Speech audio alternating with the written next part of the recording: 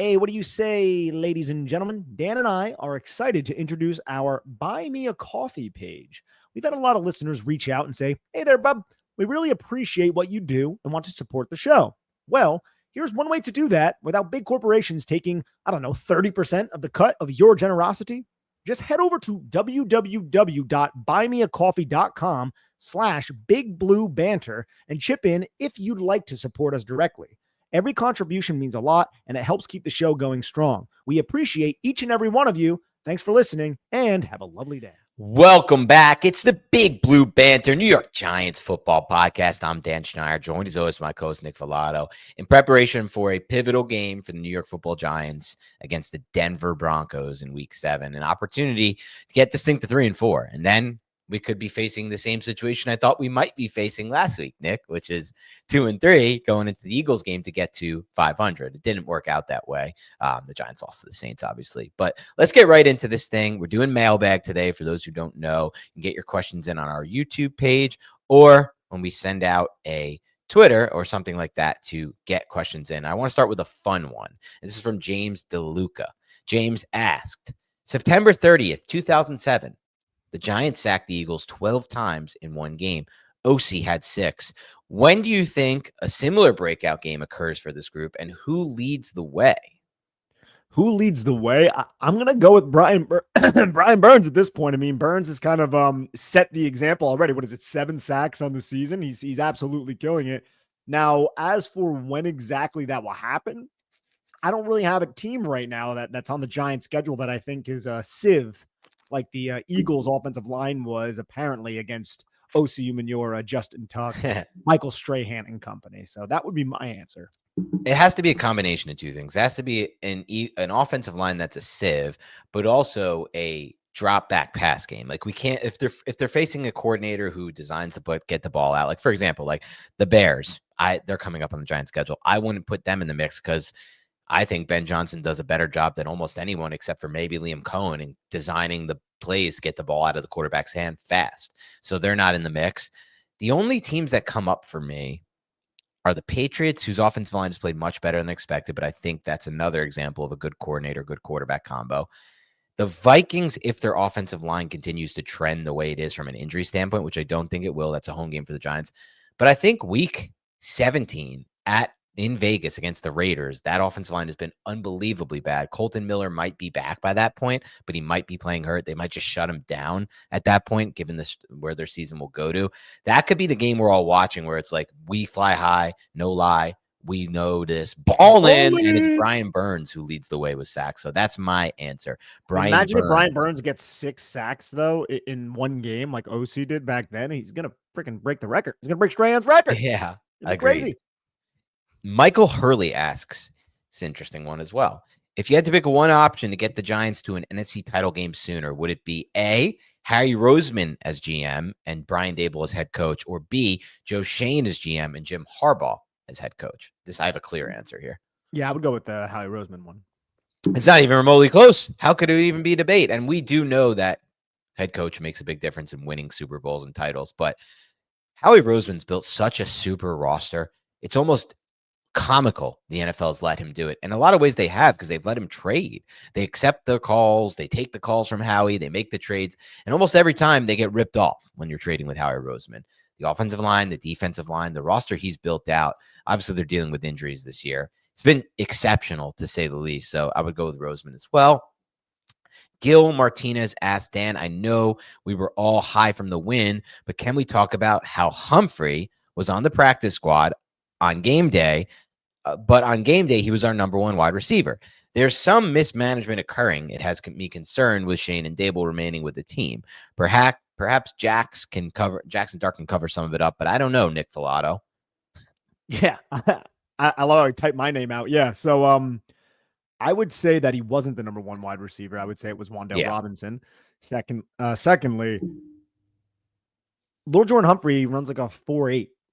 I think that has something to do with it. I do believe it was a mistake to not bring him up for that Saints game, but that was the decision they chose at this point. I don't know if it's as glaring of a roster mismanagement since Darius Slayton was healthy for that game and he ended up getting injured during that game, which made their decision look worse than it I don't want to say that it actually was. It was just like the lowest percentile of that decision ended up manifesting, right? Because Darius Slayton got injured and they needed another wide receiver. And Bo Collins and Jalen Hyatt are two players who might not be ready for the NFL at this point. And that I would say I have chastised and I will continue to chastise them. I don't know if that is the prime example that is indicative of why Joe Schoen and Brian Daboll have potentially failed here as general manager and head coach, the little Jordan Humphrey, that is, right? But there are certainly operational errors, and it does seem like it's Murphy's Law. We brought this up and invoked this last year. Every decision, everything that can go wrong will go wrong. It's like every decision that Joe Schoen and Brian Daboll had made, specifically in the 2024 season, it just blew up in their face, right? And now we're in 2025. Seems like the ship is starting to right a little bit. I don't want to put the cart before the horse here. Let's use another idiom, but let's see exactly what ends up happening. And I do hope that they kind of rectify some of these managerial issues that they've had. I would agree that they have had them, though. Yeah, I think it's a strong answer. I would ask you this from Wacky. He wants to know our ideal wide receiver that we want the Giants to trade for and why, both for the long and short term, or it could be either, I guess he says. So Jalen Waddle's name comes up. Now, the New York Giants just today, they restructured Javon Holland and Paulson Adebo's contracts. And it freed up, I think, $4.5 million in cap space. Jalen Waddle's base salary right now is like $1.5 million or something. And next year, I think it's cheap as well. It's the next season, the 2027 season, is when it skyrockets to 23. So there are already void years, and I'm not an expert with the contracts, right? But there are already void years woven into that contract. I don't know why the Dolphins would do that and why Dolphin ownership would allow Chris Greer, who has 1 foot out the door, to trade Jalen Waddle, who's like 26 years old. So I think that is somewhat of a pipe dream. But bringing him in the fold and getting a wide receiver who's not just going to be the wide receiver one during the 2025 season, if the Giants do stabilize and start to really challenge teams and maybe even push for like the wild card spot, which isn't exactly implausible at this point. I want a wide receiver, though, that can pair with Malik Neighbors and be a solid, like Darius Slayton's a fine receiver, but I want a good number two. And I think Jalen Waddle is that type of player. I just don't know how realistic that is. I do know, though, the signing bonus for Jalen Waddle, I believe the Dolphins have to eat like $23 million of the $35 million guaranteed just off the signing bonus, which alleviates some of the burden the Giants have to take on from a contract standpoint, which makes me more open to a player like Waddle. Now, Juwan Jennings, love that physical branch of receiver. The guy's playing with broken ribs right now. Do we really want to trade for a guy playing with broken ribs? Not necessarily. Chris Olave is another player I'm interested in. Concussion City. And then there's Jacoby Myers, another player who I'm not as interested in Jacoby Myers as I am those previous two wide receivers. Giants will have to pay these guys. Waddle is already paid, so they'd have to get creative with the cap. That would be my answer. Is there anybody else that I missed? I feel like there's one player that I haven't brought up yet that is being like circled around the NFL rumor mill of a wide receiver who may get traded. I think you circled most of the players who are hitting the rumor mill, at least. For me, ideally, Nick, I'm more interested in. It's like Judy would be the other one. Judy, yeah. He has a big contract as well. I'm more open to and interested in the idea of Jacoby Myers, just because I think the Giants can play it as you come here, we trade for you, and we're not re-signing you, because the Raiders didn't either. But you just have to don't you want them to re-sign somebody? Like I would love for them to trade for somebody if you're trading assets, and then I want them to re-sign them. No, I want that player to live and coexist with Malik Neighbors. For sure, and that's probably the ideal pie in the sky. But I don't want specifically to pay Jacoby Myers what he expects to get or what he's going to get anywhere near that. I would be looking at it more of like, okay, no one who's in the trade market for Jacoby Myers is willing to pay him this contract. Whatever happens, whoever trades for him, it's going to be for this half-year rental. So with that in mind, all we have to give up is X draft pick, because that's where I'm looking at, Nick. I have no interest in trading our second-round pick, literally none. Waddle would be the only one I'm somewhat open to, but I don't really want to keep him under. I just don't like the idea of having that deal on our books, given his injury history. it is what it is on that front. He's been injured almost every year until this year. Who knows? And he was injured earlier this year, played through it. Who knows if he'll stay? Jalen Waddle has that Shady McCoy gene where every game I turn on like Red Zone and then the music gets all somber and it's like, and Scott Hansen's like, oh, we got a developing story down here in Miami. Jalen Waddle's out. And then I see Jalen Waddle and then I'm like playing him in fantasy and I'm like, oh man, he's out. That's crazy. And then I see like, wait, he just scored a touchdown. And I see Jalen Waddle doing his little freaking waddle in the end. I'm like, oh, you died in the first quarter. Like, what's going on? He definitely has that, dude. Yeah, and it's a sick play. He's a sick player when healthy. I just don't love I'm not really into at all trading any of our real assets. So if you can get me a player who we can give up a fifth or fourth, really the max for me. Look, we don't have a third round pick. I'm not interested in this style of football. We have to understand whoever we trade for a receiver now is not going to be a big factor in this offense till maybe later in the year. He's going to have to learn the whole scheme from scratch, which sucks. He's going to have to get on the same page as Dart, which sucks. Like, this is not when I want to be trading for receivers. If anything, I would want to do it in March. So you have all of training camp and the preseason to get on the same page. It's not for me really in general. So I'll start with that. But if like some player has fallen into the doghouse, that's where I'm interested. For example, like AD Mitchell, that's the one that comes to mind for starters. And I'll shout out, now I'm forgetting who sent me this. My memory's so bad. I think it was the humble one, Young Missile, who sent me this. Pretty sure it was him. Who's like, what about AD Mitchell? He's getting, coaches inactive. He's had some issues. Good. Give him a fresh start here. He's actually really good. He was number one in separation score last year. And I love this tape at Texas. That's what I want, because all you have to give up is a day 3 pick. I'm not interested in a day 2 pick for a wide receiver at this time of the year. I just don't know if we'd be able to get AD Mitchell for just that. I mean, unless the relationship is so sour there at this point. I think Alec Pierce is another Colts wide receiver that could be on the radar for a somewhat cheaper price. Yeah, that's perfectly fair. Perfectly fair. All right. This is a good one. SN asks, the Giants are one of 4 teams that have never, one of 4 of 32 teams that have never used void years in the contracts, just for those who don't know.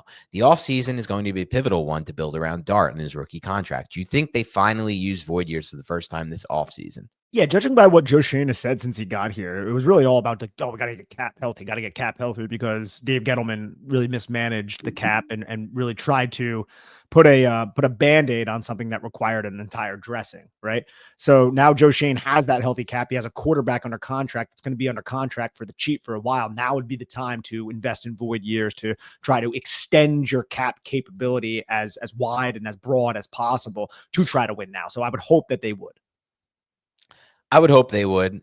I worry that if they're one of the 4 teams that haven't done it, it's some financial reason for not doing it. Maybe Mara doesn't want to put up the money up front. I don't know. I'll remain unsold on it until I see it happen. So let's just put it that way. I'm hopeful. I'm cautiously optimistic they're smart enough to do it. Any team that's not using void years, in my mind, is at a complete disadvantage. It is the flaw in the supposed hard salary cap that the NFL is faking their way toward claiming there is one of. Eric says, how do you think the Giants could find offensive success against a team like Denver? Like, what would be your and Nick's approach to this kind of game? Oh, dude, quick. Everything quick. I mean, I'm scared of Nick Bonito. I'm scared of Zach Allen. I mean, you had Patrick Surtain, who's going to lock up whoever the Giants' number 1 wide receiver is. I don't think he would travel into the slot to handle Wan'Dale Robinson. Yeah. So I would try to rely heavily on that RPO and trust it in Jaxson Dart and have a strong rushing attack, possess the football, keep Bo Nix on the sideline. It's a similar approach to what I have for a lot of opponents at this point, just because it's working right now. I mean, it worked against the Saints. It worked against the Chargers. Now, the Saints, obviously, they fumbled it away and they threw those interceptions, but overall, they were moving the football. So I think they should just continue to do what they are doing and really just try to stay out of those third long situations as best as you can, because the Nick Bonitos of the world and the Zach Allens of the world and some of those other pass rushers they have there, those are real dudes who can rush the passer, who are going to give the Giants protection some problems. So that would be my answer to that. Yeah, the Giants are going to finally face a defense that's super blitz heavy. I mean, the Eagles tried blitzing at times, and Jaxson Dart was amazing against the blitz, but they were blitzing with zone behind it. And now the Broncos are going to be a team that's going to blitz with man behind it. And that's something that scares me to some extent for Jaxson Dart. I think this could be a wake-up call for us on the Dart front. I hope I'm wrong about that. But it really does come down to what you said. You have to continue to basically employ the exact same game plan they have. Get the ball out quick. With adjustments, of course, with adjustments based on whatever their defense is doing and what their proclivities are. Yeah, for sure. But to the question, the overall game plan, that would an approach, it would remain the same. Get the ball out of his hand fast, and a lot of quick game, a lot of RPO tags, things of that nature. Maybe just maybe this is the game, Nick, because it definitely sets up as one where you can finally see the screen game start to get going, like we saw with Dart in the preseason, and just hasn't really surfaced. But against a blitz heavy team like this, it's playing man behind it. Like I would love to start using the screen game a little bit more. All right. The film field asks, what aspects of Dart's game do you think have improved rapidly from the offseason to now? And what aspects of his game do you think will improve the most over the course of his rookie year? I mean, I've just been so impressed with what he's able to do pre-snap and how he translate that to post snap, right? Like his ability to identify potential threats and how that could adjust the play and then communicate with everybody, get everybody on the same page to audible. All of that is something that you didn't see too much from him in Lane Kiffin's system back at Ole Miss, right? And now we're seeing that happen already in the NFL. He's 3 games in as a starting quarterback. So I would say it's that pre to post snap, that identification, that ability to understand when to change out of plays, how to get everybody on the same page. And look, we've seen him at 1 road game so far. It was bad, right? It was New Orleans. Now, I'm not saying necessarily he did a poor job from a communication standpoint, but you could tell that the volume in that building was affecting the New York Giants offense. Denver's not going to be that much better. Denver is a tough place to play. Yeah. The altitude, it takes a long time for some of these players to acclimate to that environment. So I think he's going to be tested in this game. But if I had to choose one thing, it would definitely be that mental side of everything, that comprehension on how to get your offense on the same page and then execute against the defense, and all that's happening while the seconds are ticking down. You need to get the snap off. Yeah, physically speaking, he's about what I expected, and that's a good thing. I would say he's even more of a effective runner, both designed and on scrambles, than I thought he would be. But it's really the aspect of it. I mean, look, he's developed. He didn't play with a hard count at college. Now he's looks completely comfortable playing with a hard count. He is processing things both before and after the snap. Before the snap, he's seeing where these safeties are rotating down to, where these blitzers are coming from, and he's adjusting to that. After the snap, he's keeping his eye down the field at watching some of these safeties. And when they commit to things, he's taking advantage of one-on-ones. I also think he's just, generally speaking, even again, not against the blitz, doing a good job of processing and getting through, like off the side of the field, where the boundary side, it may be, typically at least it is, where this is designed quick game to that side. It's not there. All right, let me come off that and see what I have on the other side. So to me, it's the mental. I'm very, very impressed with and optimistic about what he's shown in that regard. All right, let's get some from YouTube here. Start with Stereo Cascade, who asks, I would like to ask about our linebackers. We haven't heard their names much this season. How has Bobby Okereke been doing? How is Darius Musow filling in for McFadden? And do you think we should still re-sign McFadden after the season? Yeah, I mean, it depends on McFadden's market. I don't know his market right now. If he's willing to accept a short-term deal, I would absolutely bring him back. I think Muasau has filled in well. He's had mistakes. The one run that resulted in a huge chunk gain for what was that? Omari and Hampton. Muasau was late to where he was going, went in with the wrong shoulder, and that affected Bobby Okereke. And it was also exacerbated by the fact that Darius Alexander got uprooted by the double team. So it was a defensive failure, but Muasau could have done a better job there. Okereke, I feel like, has had a solid season overall. I think he is losing a step. I think that's been obvious on some of the times where he's had to carry some of these receivers down the field. But again, some of these guys they're receivers, and he is a linebacker. So I think we have to keep that in mind. Sure. Have to be fair to Bobby Okereke. But overall, I've been fine with Bobby Okereke's play. I think Muasau has filled in well for McFadden, albeit there are some issues with just technique that have manifested for Muasau over the last several games, but overall been solid, I would say. Yeah, better than expected. Okereke specifically has played better as of late. McFadden, as far as re-signing him goes, maybe if the price tag has come down, it's a little bit cheaper because of the injury. I could be open to it. I'm not as high as maybe. I mean, it's not that I'm not as high. I just don't necessarily think losing McFadden would be any kind of great loss for this defense moving forward, personally. I think he's a fine player who's played better than expected. Everybody's celebrating him as a 5th-round pick. It's a solid 5th-round pick. It's not really somebody who I believe is like a defining player in this defense. Regardless, for me, if they do re-sign McFadden or not, This is or at least it's supposed to be a rare class from an off-ball linebacker standpoint, this coming draft class. From those who I trust evaluating the tape right now, me and Nick have not gotten into it at all. There may be 6 players who belong in the top 40 overall of this draft class at the off-ball linebacker position. The Giants do not have a 3rd-round pick, but they do still have their 1st and 2nd-round picks this coming draft class, at least if they, don't trade one away for a receiver.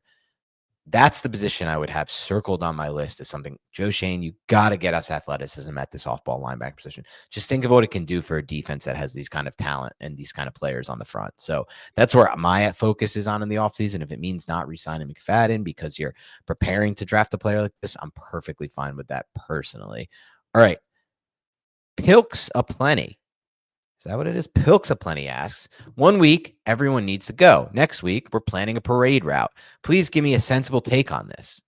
I think we evaluate it 1 week at a time right now, since we do have this rookie quarterback, and since this, I don't want to say this division is winnable for the Giants. I think that's a little bit, I think that's a little bit too much to say, but I don't think playoffs is completely out of the question either, since the NFC is the way it is and teams can get hot, as we've seen. Now the Giants schedule is so damn difficult that it's likely that that's not likely the case, but you can't completely rule it out. But this is the way it goes, baby, in the NFL, man. You win some games, everyone's high. You lose one game and everything's low. But if you look at the totality of Jaxson Dart starting quarterback for the New York Giants, the Giants offense has been moving. Even in the game where it was a disaster and we wanted to fire everybody, the offense was moving. They were just reckless with the football. They were fumbling the football. Now they have a win against a divisional rival that they just rarely ever beat unless it's like a week 18 game and nobody is playing for the opposing team.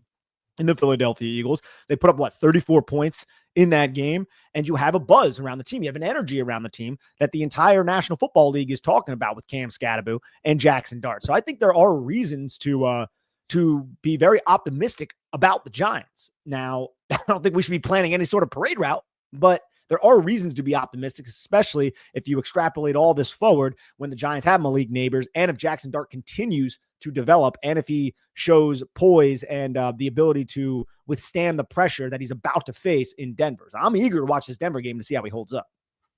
Yeah, I think you outlined it exceptionally well. And the reality situation is, on our end at least, in a lot of ways, Jaxson Dart and Brian Daboll are tied together, whether we like it or not, honestly. And I think you would agree with that, Nick. So unless everything falls apart again, like if we have this season similar to this, where it's not as bad as they're losing to the Saints, right? But if they lose this game, they're playing a better opponent. Oh, they just pulled out ahead in the 4th quarter. And then the Giants win this game. And it's like, oh, and the Giants beat the Cowboys once, or they beat Washington, and they finish with 6 wins. Like, Daboll's coming back. I don't think Daboll's getting fired for that. I think the only way Daboll's getting fired is if this just freaking crumbles. Like it seemingly did last year, which I would argue that it did. And it looked like it might after the Saints game. I mean, I myself am not by any means sold on Daboll long term. No, neither am I. But I don't mean, when I say that, I don't mean him being the coach long term or even short term, because I think the Giants will make decisions that I don't agree with all the time. They have, but just on my belief in him.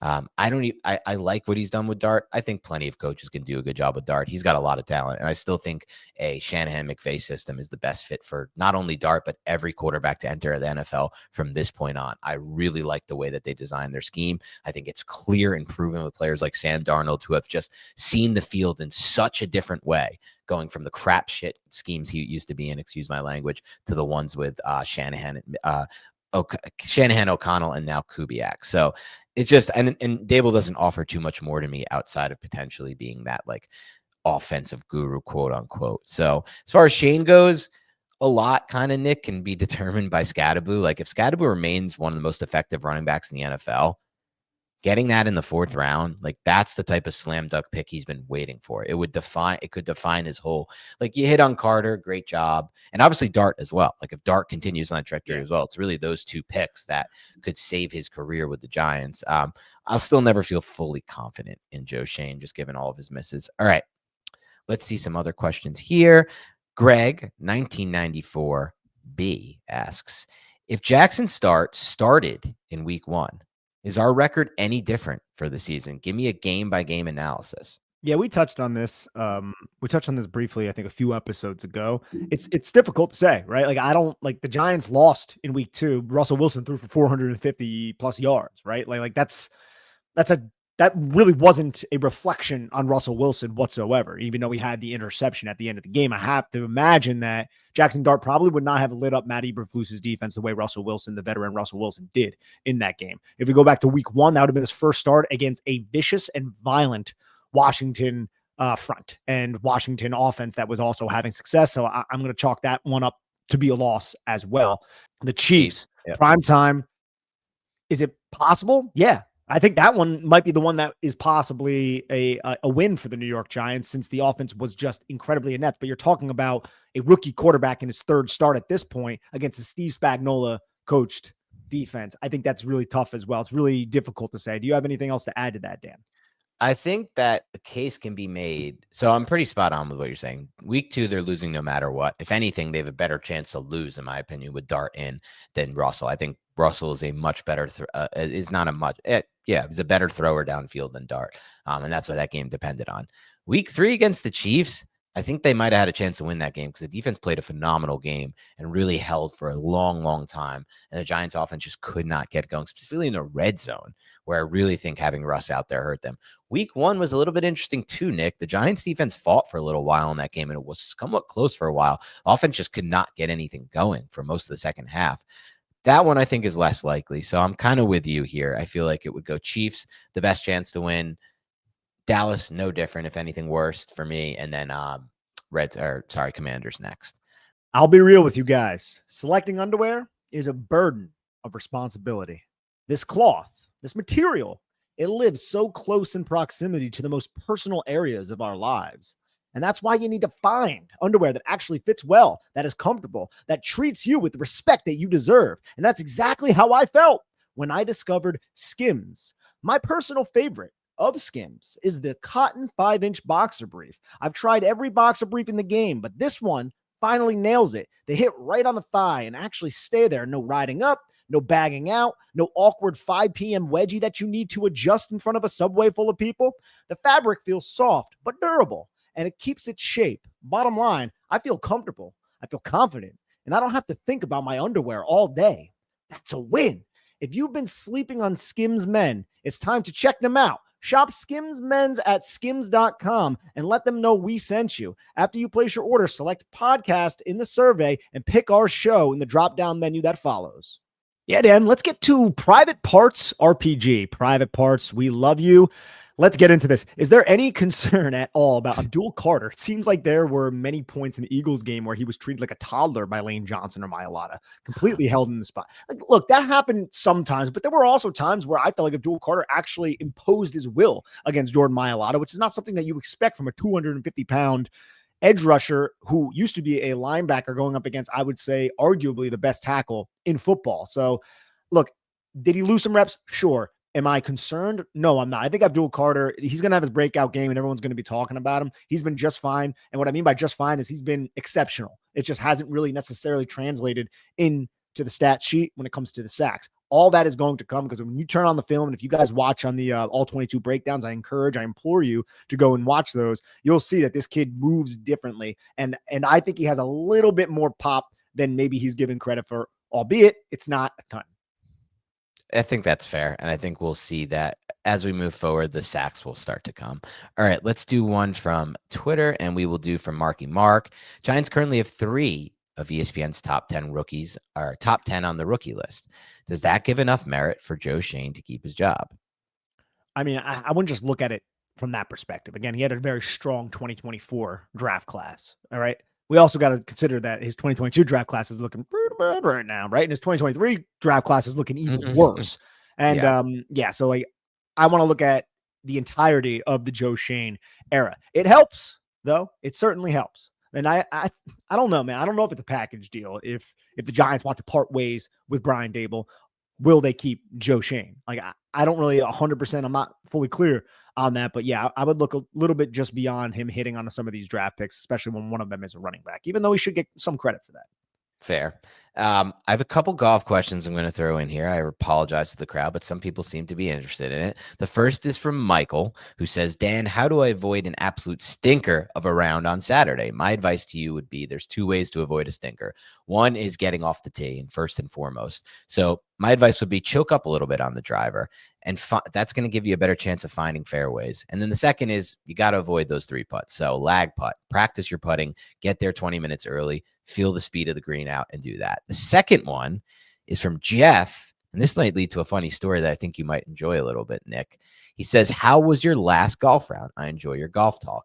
So 2 rounds ago was good at Neshannock. The last one, Nick, at Preakness West was not so good. But listen to the story that happened.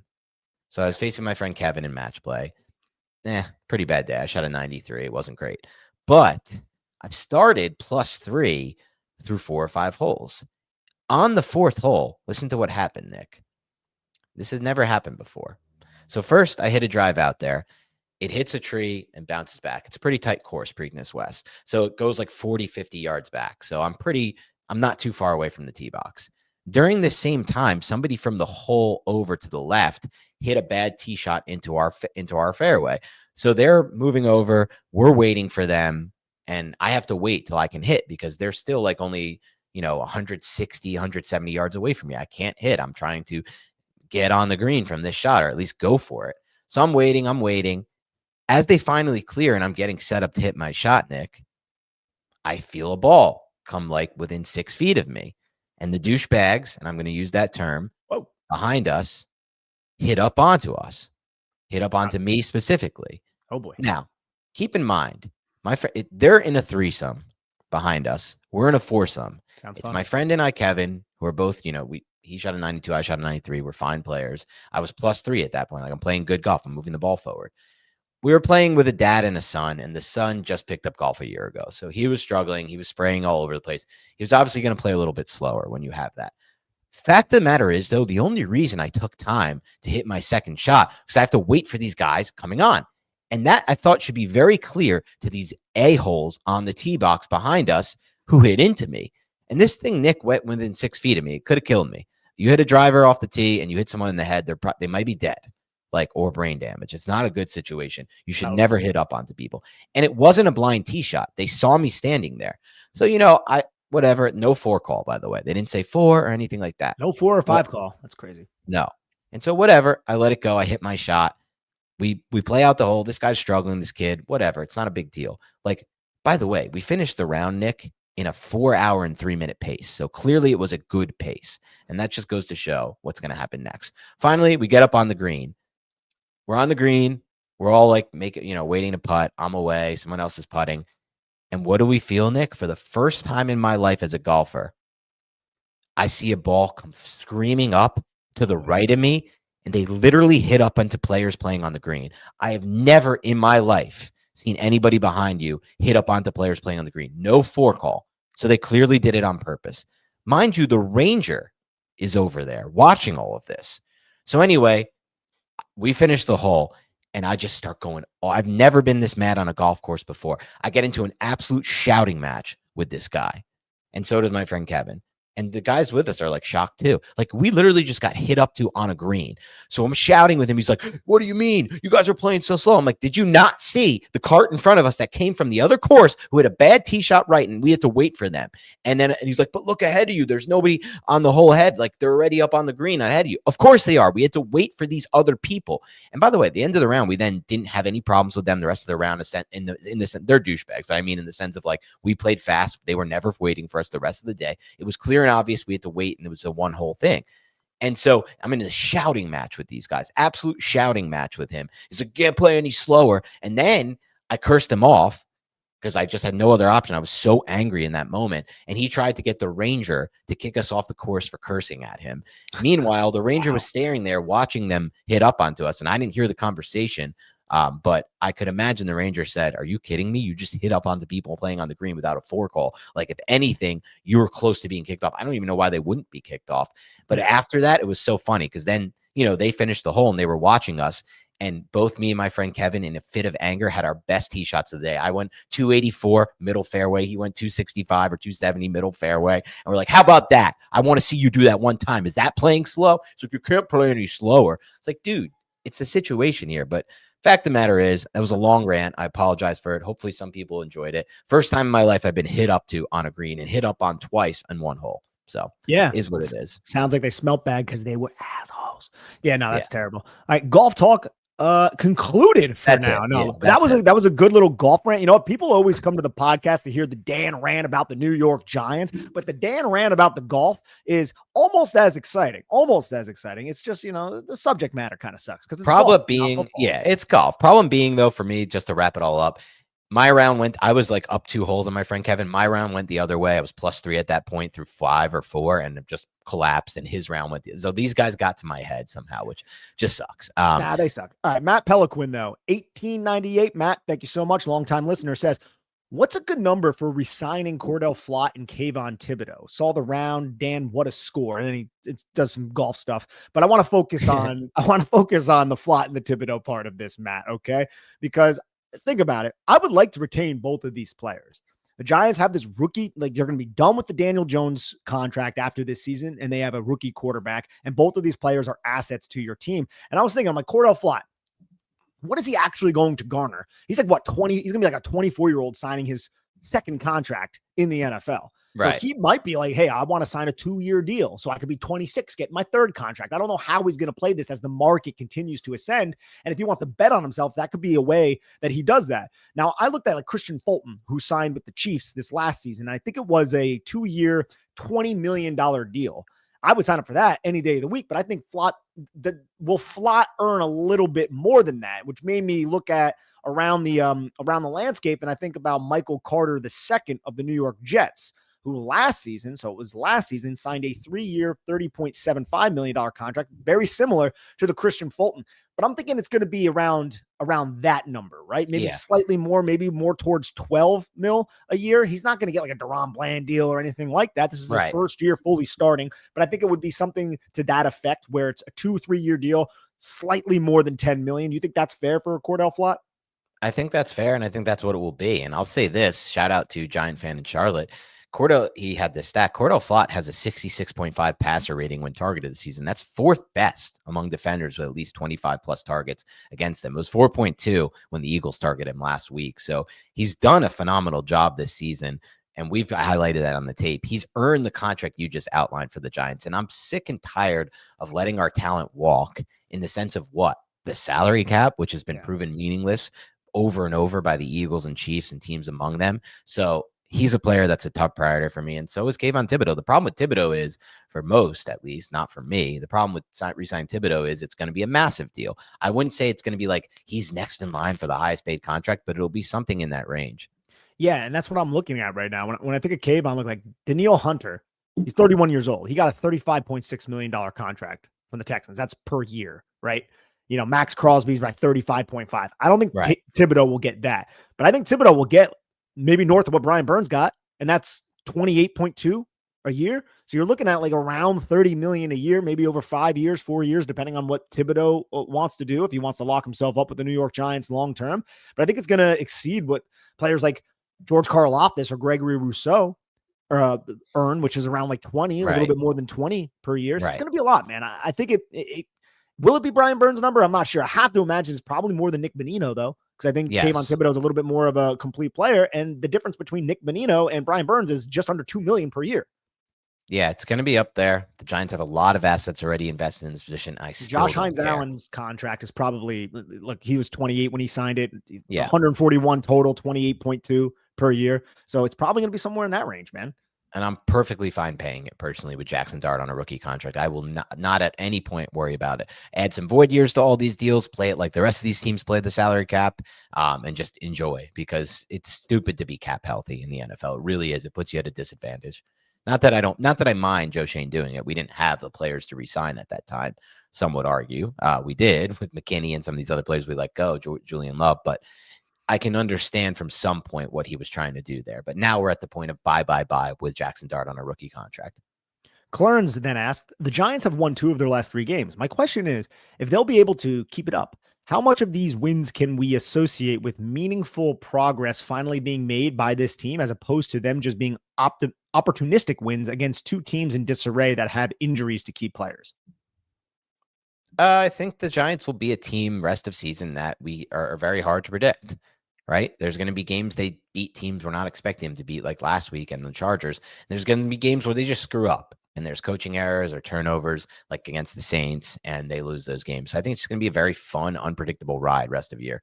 Yeah, much better than some of the things we've experienced in recent memory, I would argue. And Clarence, Yes. I don't think those 2 things are mutually exclusive from each other. Like taking advantage of a bad offensive line that has injuries on it, that is a product of what you would argue is a good or a functional football team. It's something the Giants have not really done in previous seasons, right? Is take advantage. Oh, this team's injured, and then the Giants still couldn't really get home or still couldn't really do. So, like, I think the Giants are making meaningful progress. I just don't know how far that meaningful progress is going to go. And we'll see that as we continue to evaluate and watch the Cam Scadaboos and the Jaxson Darts and how the offense flows with all of these new pieces and how the offense flows without Malik Neighbors there as well, which is obviously a drawback.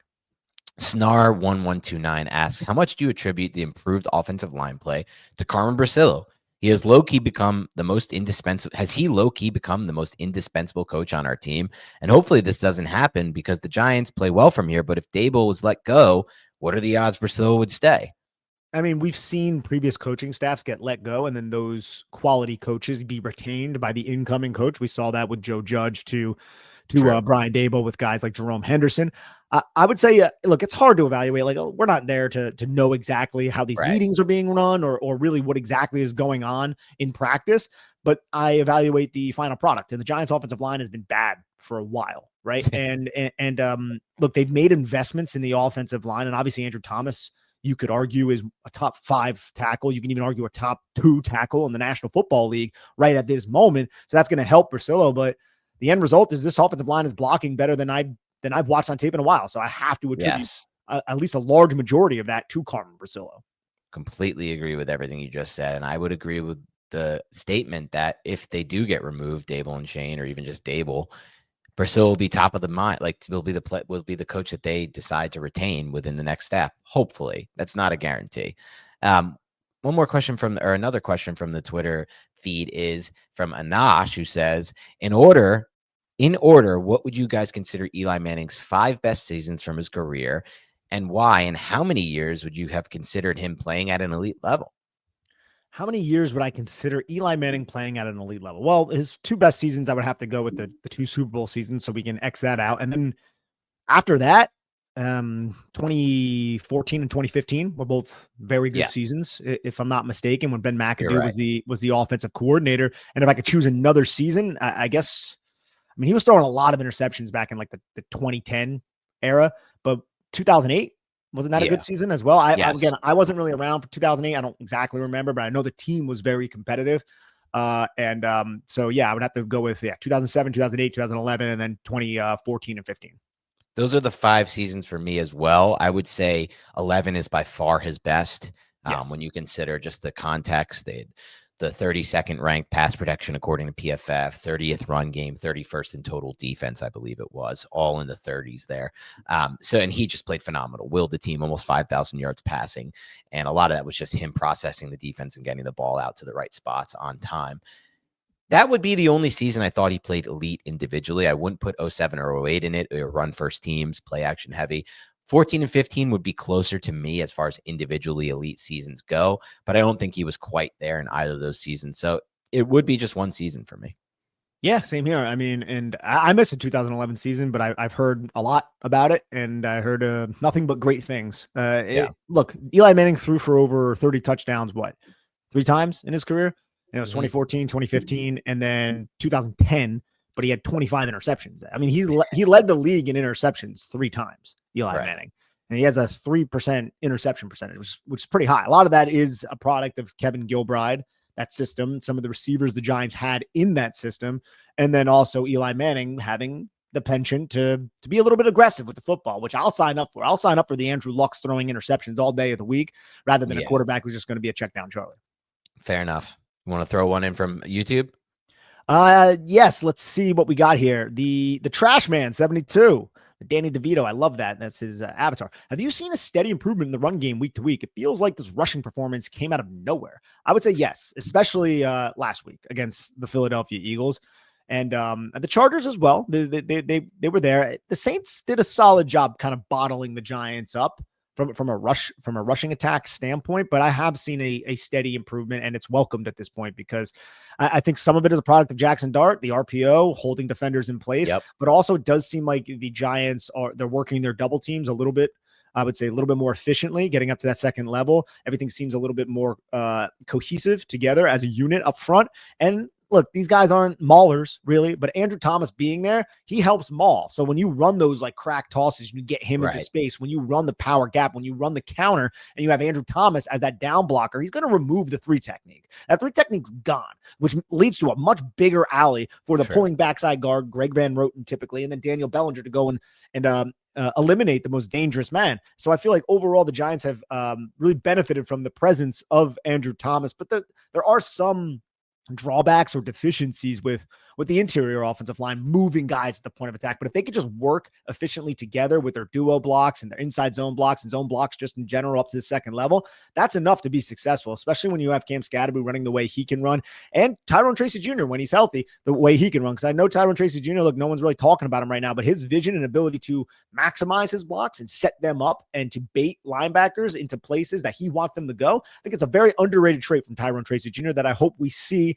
unfold over the coming weeks. And we will. And I think to answer the question, it hasn't come out of nowhere. To me, it's a combination of factors that all kind of started with the addition of Jaxson Dart to the lineup and Cam Scadaboo as the lead back. And I would lean in the order of Scadaboo as the lead back being the most important factor in this running game, going from bottom of the NFL to best in the NFL.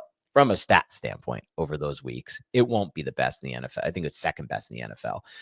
Don't think it will remain that high, but it could remain a top 10 offense because Cam Scadaboo runs the ball in a certain way that really punishes defenses, and it's different and unique from how other people run. And he's very efficient with his movement. We talked about that. Not a lot of wasted steps, just a very a runner who has very little fat on his runs. Now you factor in with Jaxson Dart, who's now in the lineup versus Russell Wilson. He can keep the ball. He can, he can run the football and he can do design runs or scrambles. That affects defenses. Add into the fact that Andrew Thomas is back helping their blocking. Add into the fact that players like Lil Jordan Humphrey on the field blocking their ass off on the outside and making, some of these blocks, especially just more of the 2 tight end sets has also helped their run game as well. Just getting different guys on the field who can block. So it's a combination of all those factors really, but I do believe the Giants have become kind of a positive run team for the first time in so long. Denver will test them with this, though. Denver will definitely test them overall on offense. It's going to be rough. Go ahead. Yeah, now Steve, 1983, this is a quick one. If our offensive line keeps playing like this for the rest of the season, do we shift our draft strategy at all? Like, I don't think they think of it that way at all. I think they're going to go with the guys that, look, they obviously have an honest assessment of their roster going into the draft, and they have meetings upon meetings about this, but they also evaluate the players that they're going to be bringing in. They're not just going to be like, hey, our offensive line is playing well. Looks like we're going to have to take a wide receiver or cornerback now. There's so many variables that go into that. They're drafted. Yeah, it's mostly best player that's available to them. They don't look at it the way that fans look at it as far as just filling needs. Though they have drafted for need at times, it appears they still probably would argue to you or me, no, we were drafting the best player available. It just so happened to fit the need. But I don't feel confident at all in anyone on the interior offensive line. I guess I could get along one more season with Runyon. JMS, like he's definitely improved, but has he improved to the extent of me wanting to move forward with him? Not so sure. And GVR, he's played better last game, but like is not a player I would expect them to want to move forward with. And they don't really have any options behind them. So it's like, yeah, Neil, no. Azudu, who knows what's going to happen with him. I don't know if he's part of their future at all. So they definitely need to upgrade at least one of those spots on the interior. I would argue all 3 stand to be upgraded. To me, it's like you have Jaxson Dart. My number one focus moving forward for Dart would be build an amazing offensive line for him. More so than getting him this receiver. Oh, I can't take this. We have no neighbors. I can't watch us. We have no receivers. Guess what? Jaxson Dart was able to be insanely efficient last week with no receivers on the field. Would he be that way if our offensive line didn't have Andrew Thomas? No. Would he be that way if our offensive line got any kinds of injuries? No. But you can still generate offense with bad, quote unquote, bad receivers. If you have offensive line, you can never generate offense with bad O-line and good receivers. You just never can. That's how football is played. And that's how it will always be played. Yeah, there's more competent wide receivers available than there are competent offensive linemen. And the offensive line look, rapport between a wide receiver and a quarterback is invaluable. But what's even more invaluable is the cohesiveness of an offensive line unit working together. And that's what the Giants have at this moment. And that's what they try to cultivate all throughout training camp and into the preseason and all that kind of stuff. It's very difficult to replace whenever one offensive lineman goes down, that can affect the entire, you can have a best offensive line in the league. One of those guys goes down, that can affect the entire unit. And everyone needs to try to mask the deficiencies of that new offensive lineman that's in there. So I tend to agree with Dan as well. Okay, Ken Chiofreddi says, Nick and Dan, I know you guys are big seltzer drinkers. What's your top 3 seltzer flavors? Oh, yeah. So I would go with blackberry, raspberry, and grape. Now, they've been coming out with some seltzer flavors that are like mixed, right? Like peach raspberry and stuff like that. I'm just going to stick to the just singular descriptions, and those would be the ones that I think I would lean on. What about you, Dan? So this is an interesting question for a multitude of reasons. There are flavors I love, pineapple, some of those like tropical flavors. With that said, as you can see from watching the show, I am drinking a Trader Joe's plain seltzer. I have read some stuff on supposed natural flavors that are the ingredients in these flavored seltzers. This plain one is just carbonated water and carbon dioxide, or water and carbon dioxide. Don't go the route of doing what I did and reading about natural flavors and what they actually are and what it means to your body. I'm sorry. No, I think you should go the route of that. No, I think you should bet you're better off not reading about it and just living. So here's what I disagree. Read about it. Educate yourself. Don't educate yourself, because ignorance is bliss. And we're all going to die at some point, and everything is bad for you these days. So it's better. You're better off just not worrying about these little things. My stupid brain can't operate like that. I read about something that's supposedly bad for you, and then I kind of read into why it's bad for you, and I start to go down these rabbit holes, and I'm like, okay, now I can't do this at all. I was living fine drinking flavored seltzer for a while. Yeah, your body might not have thought that. Your body might not have thought that. But everything's bad for you. So like, it's just a matter of like, it's not that bad for you compared to like if I have an Oreo or something, or like this ice cream in my freezer that I'm going to eat, right? So it's like there's things that are much worse for you. Don't do what I did. So I had good flavors to answer your question, but now I'm onto the plain seltzer route, which I'll be into the plain seltzer route as well. But once I read all that, no. But I wanted to acknowledge this, Dan. You change your fridge up. How have we not brought this up? I'm sure you probably talked about it on Fantasy Football today, but your fridge does not have that just absolute albatross of a record back there. Stuff there. Yeah, now we have the 2-4 and the 6-0. For those who have asked on another show, it's my current record in the Dynasty Startup League that Adam Azer started as commissioner. And the reason I put this out there is because someone in that league has heard me brag on Beyond the Box Score about that team. It's just one of the sickest teams I've ever drafted for Dynasty. Never loses. It's 6-0. It's 200 points ahead. And he's bet me for charity, and I accepted the bet, that I won't go undefeated, which is a ridiculous bet. He's giving me 10-1 odds, which is terrible. I did Google and I used AI to find that there is according to Google, a much fewer than 1% chance you can go undefeated the rest of the fantasy season from this point on. But I took the bet anyway because it's for charity. So I will leave that record up until I lose a game. Douglas Mullen, 4125. Thank you, Douglas. He asks, has Bowen started to change your minds at all? Tibbs had very positive comments about Bowen evolving over the season, incorporating player feedback. The defense in the Philly game was not perfect, but certainly did the job. I would say that he hasn't changed my mind. I still think he's the coordinator that Dan and I have been talking about basically since they hired this guy.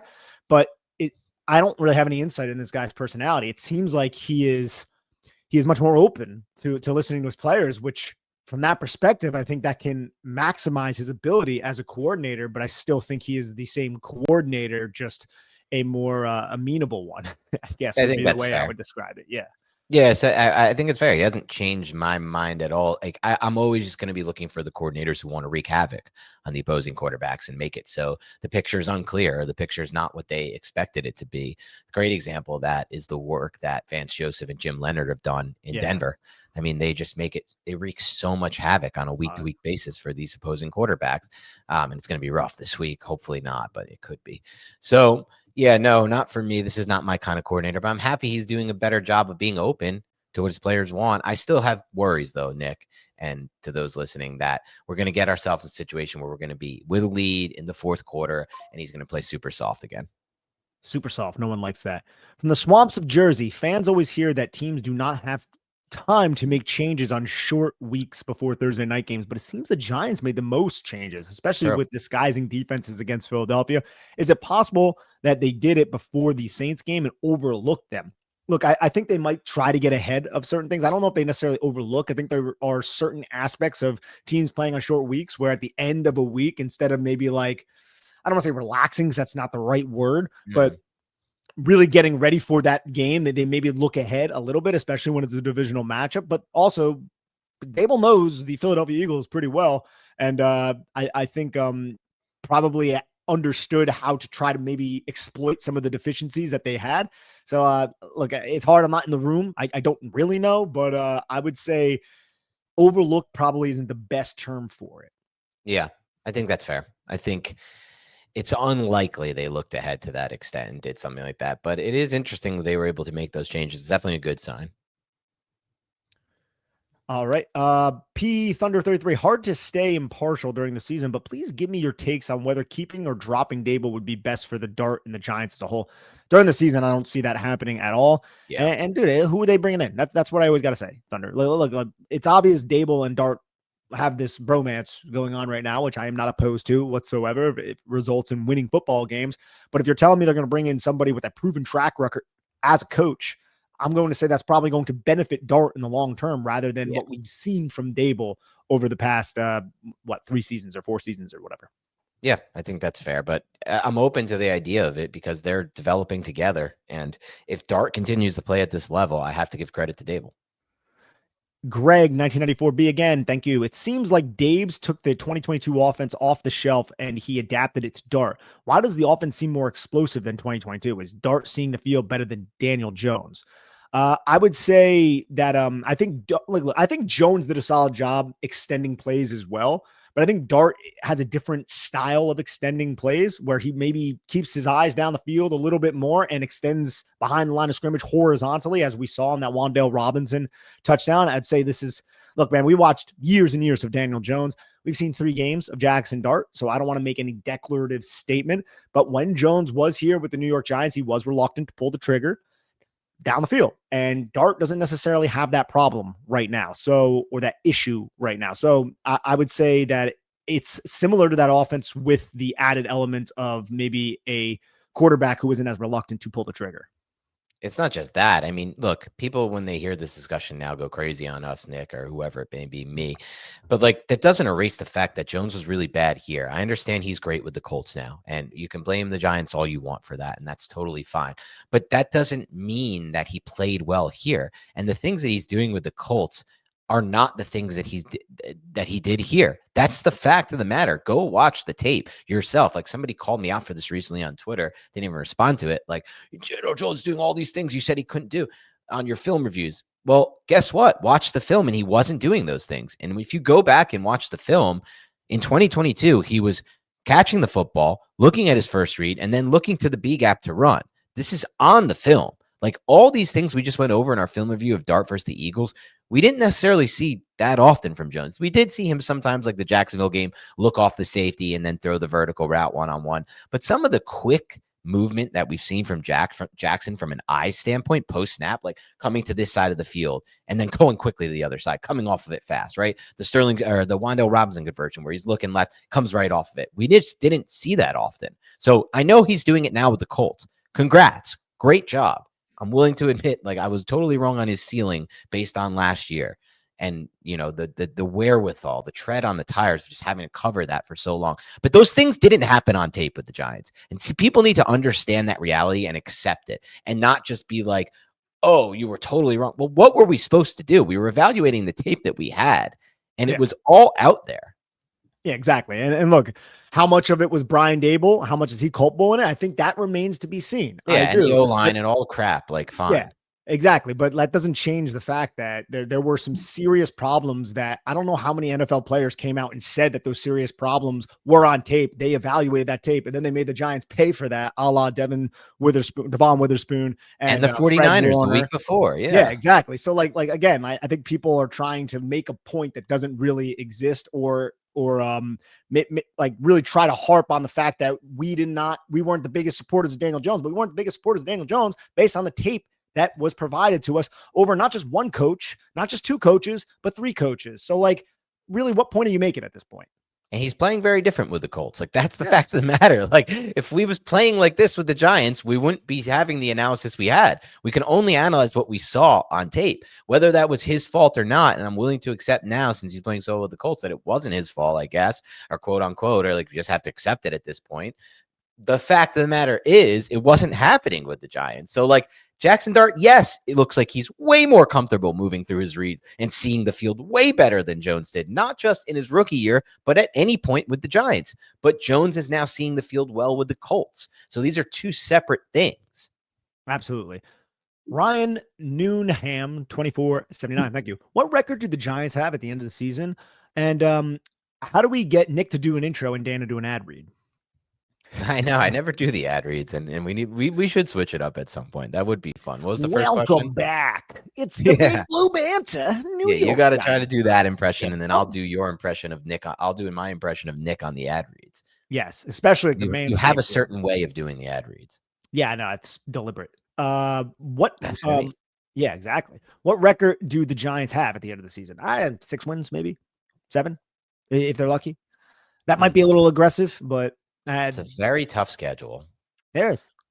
I think they're going to win at least one of their final 3 matchups with the NFC East, with the potential to win 2 of the 3, which is crazy to say. Yeah, I agree with that. I think they have a shot against the Patriots on Monday Night Football. Yeah, the Raiders in there. The Raiders is a win that I'm going to knock down. They're not, no game's a win, but it's a winnable game. I see. I think they'll come out of that North trio of games North Quad. We have full 4 with the Vikings too. I'm going to say they could win 2 of those 4 games, honestly. Packers at home even. I think they can get a good game plan. Vikings, I think they'll beat personally. Maybe. So let's say they win 2 of those. 1 of the East ones, that's 3. Raiders 4. They have 2 wins already. Can they win another game? So maybe 6 or 7 for me. Yeah, I'm right there with you. Let's see if we have any more here. Dougie Fresh 86. Are we seeing the year 3 leap from JMS we typically see from interior offensive linemen? Granted, he's not top tier, but I would argue yes. I think JMS has had a much better season than a lot of people. But do you think by year 3 leap, to me, that maybe I'm just not. Well, he says, granted, he's not top tier. So he said, granted, he's not top tier, which I don't think. To me, he's just looked about average. I think he's looked. Yeah, maybe a little bit better than average, but again, he's never going to be the player that I think we want, but I think he understands where to be at all times, knows all the assignments, and I think he is an average run blocker, maybe slightly below, and then I would say he's an above average pass blocker, but he struggles with power, which is an issue. Yeah. Which is an issue, right? Like my thought is like this game and our thoughts on JMS would look a lot different if Jalen Carter wasn't a late scratch. Yeah. Right? Like there are players that he just cannot handle and will maybe never be able to handle. Which is the problem when you spend a top 60 pick on. Exactly. To me, a year 3 leap for a center that you take that high in a draft, you take a onesie position like center, it has to look better than this to me. David Goodman, thank you, buddy. Says, I think it's obvious that the team should sign Luminor to an extension. What do you guys think about bringing Flop back? I think he's taken a step forward. Do you agree? Yes, I would agree with both of this. Yep. And I'm good on both. I think they should bring back all 3. Tibbs, Luminor, and Flott are all must priority resigns for me. Sully 6615, is Nick happy golf season is ending? Nah, I kind of like the bit. I think it's funny, and I do want to go golfing with Dan too. I do, and we do need to find a time. I can at this point now, so I'm able to, and I would love to do that. Yeah, we'll find a time. I think there have been like 4 or 5 listeners of the show have reached out to me about trying to get golf in with you and me, Nick. So we could probably figure something out. I know for one, I'm very, very sad that golf season is over. I've already put on, just with football season back, I don't golf as much. I've already put on 5 pounds. I lost a lot of weight because I was walking a lot in golf. All the time. You walk like 8 miles. And then also it was nicer out, so I would walk 30 minutes to start every day. I haven't done that either. So it was, I'm not in too bad. You got to get a dog, bro. You walk all the time with a dog. I know you're a big wake up, go out for a walk guy, right? Yeah, but not when it's like pouring rain, and it's been kind of nasty here in Jersey lately. So it is what it is. All right, we'll end it on that. Thanks so much for listening to the Big Blue Banter podcast. Hit the like button. Please leave a comment, rate, and subscribe. Do all of those things. We'll talk to you soon. Have a great rest of your week. Until then,